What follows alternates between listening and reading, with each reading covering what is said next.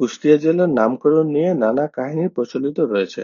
মতামত এক, কুষ্টিয়ায় একসময় কোস্টার বা পাট চাষ হতো বলে কোস্ট শব্দটি থেকে কুষ্টিয়ার উৎপত্তি। হ্যামিল্টনের গেজেটিয়ার উল্লেখ করেন যে স্থানীয় জনগণ একে কুষ্টি বলে ডাকত। কুষ্টি থেকে কুষ্টিয়ার নামকরণ হয়েছে। মতামত দুই, কুষ্টিয়ার লোক বাউফল এবং বিভিন্ন দেশাত্মবোধক গানের স্বর্ণ কুষ্টিয়া থেকে অনেক সুরেলা গানের সৃষ্টি হয়। এটি লোকগানের জনক। মূলত কুষ্টিয়া গ্রাম থেকে একটি গ্রাম রয়েছে, তাই সেই কুষ্টিয়া গ্রাম থেকেই কুষ্টিয়া নামের উৎপত্তি। কারো মতে ফরাসি শব্দ কুশটক থেকে কুষ্টিয়ার নামটি হয়েছে, যার অর্থ ছাই দ্বীপ।